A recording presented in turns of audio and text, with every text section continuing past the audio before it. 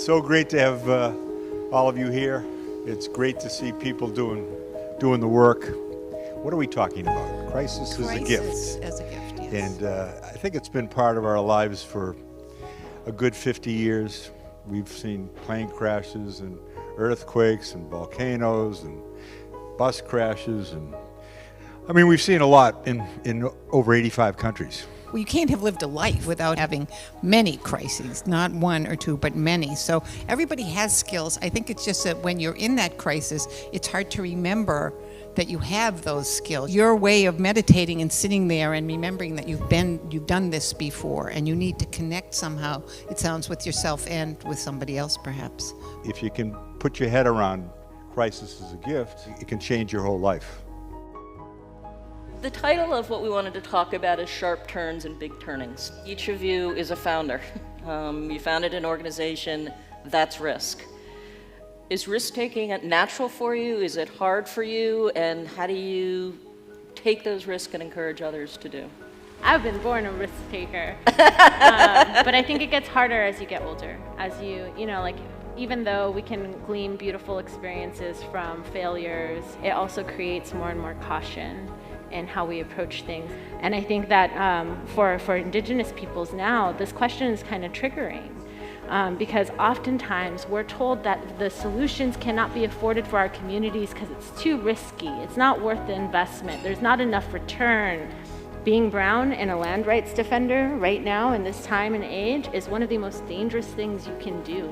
There's actually an Ohio State study out there that says that if you're an entrepreneur and you have a child, then your child is 3 times more likely to be an entrepreneur themselves, because they see it's possible.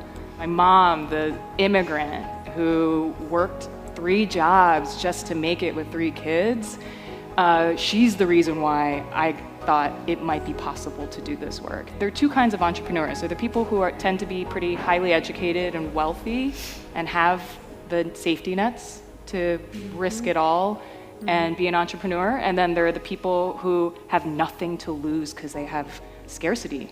And they have no other option than to be an entrepreneur. And so when I think about my mom, she's an immigrant who had nothing left to lose. And I don't look forward to failing. I don't look forward to stumbling and not doing something right. But it became something that I guess you become comfortable with over time. There's always some beautiful gift after failing, if you're willing to open your eyes and see that gift and learn from it. Each of you you're taking on giants in terms of systems. Where do you get the courage to take on the big? For me, it's not something from within. I find it from other people. I almost gave up on my dream of wine to water when I came home from Sudan. And I would have quit, hands down, and gone back to being a bartender had I not met my wife. I think courage often means just acting in spite of the fear as opposed to ignoring it. So when you work on climate change like I do, it feels like there's an imperative to share information because the problem is so massive, and the only way we solve climate change is if we share those lessons. I think the conversation starts in vulnerability and saying, I don't have all the answers. It takes money, it takes $1 to make $1, and it's expensive to be poor. And so I haven't figured that out, but we're partnering with amazing people like Revision Energy, who are doing incredible things with community engagement, and we're trying to figure it out together. And so I think it starts with that vulnerability. This country has become incredibly phobic about immigrants and Indigenous people. How do we heal that gap where so many people are afraid of you? A lot of the hurt that's coming on pointing the fingers comes from a lot of people that look just like me and talk just like me. If I could throw every one of my family members, every one of my friends, and I think that's the beauty of Grand Circle, is that you offer the opportunity to people that may not have seen the world and experienced other cultures to get outside of themselves and the culture that they only know, so that they can break down those barriers. If they just had time, one meal even, all of it would change. Democracy is not just the triumph of the loudest majority. Democracy is not just majority rule. Democracy means coexisting with people you find intolerable. Love is what changes our mind. And now sociologists say that we are moving to be closer to people who think like us. And so what we need is more cultural translators. The point is not to win the conversation sometimes, the point is to start just talking and having the conversation and sharing about our cultures. We have to get past our views of who people are without knowing them. We have to be vulnerable and invite that vulnerability too. But mostly, I think it's the love that breaks down the policies, and where elective love doesn't work, good policies enacted by our state and local governments and federal policies are also really important. See, it never left you. It's not about individual action all the time, but it starts with love, and I think that's light will not.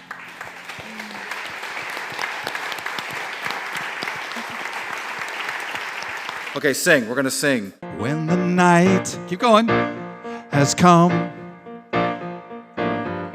and the land is dark and the moon is the only light we'll see. Pretty good. No, I won't be afraid. Oh, I won't be afraid. Just as long as you stand by. We believe one of the most important things we can do at Alnoba is to develop and honor daring women leaders. It is especially fitting that we present the first of these awards, the Moment of Truth, to Krista Big Canoe. Truth is the purest gift of love. Truth is the ultimate trust-building tool. Indigenous women experience violence at an alarming rate. Their disappearance and murders are horrific acts we must acknowledge and we must hear. When you choose to hear those lived experiences as truth, you choose to become part of the solution. So I'm really pleased to present the CEO of Environmental Responsibility to Rebecca Hamilton and Emily Schwerin-White. So Emily Schwerin-White and Rebecca Hamilton are second-generation co-CEOs of W.S. Badger and Company. Our parents started Badger 26 years ago, I think, this October, and they created a mission-based business that had environmental responsibility as one of the core principles. And it impacts our decisions that we make every day. As a business that relies on agriculture for all of our products, we hope to continue to work with regenerative agriculture and have that be part of this vision to create a healthier world and part of our goal to reach net zero by 2030 and be part of fighting climate change. And so we're really appreciative of this honor of this award today, and wonderful to be here with everyone today. Janine is a powerful Native activist who brings her passion. I think that was clearly, if you were in her workshop today or listening to her tonight, her passion, drive, and commitment to her fight for human, Indigenous, and Indigenous women rights.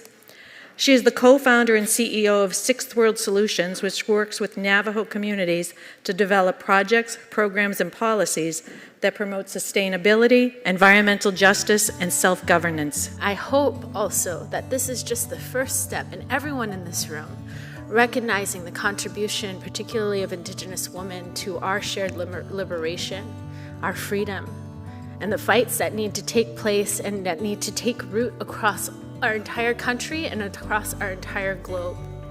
Because those women are risking everything. And those Indigenous women are our truest and our most strongest warriors. And I'm so honored to be able to take a place beside them, but I'm not the only one.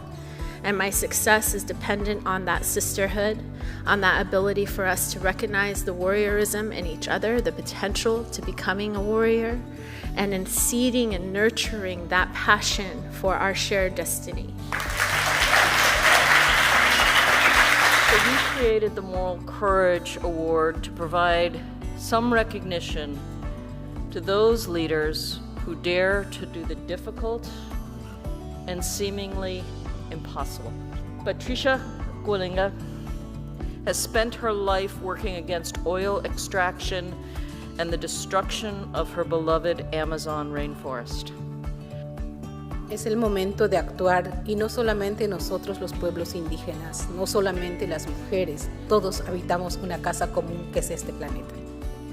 So I invite you all to join me in taking action now. This is the moment that we all must act to defend the Amazon, to defend Mother Earth. This is the time that we all must come together to take care of our one and only planet, our Mother Earth. Thank you so much.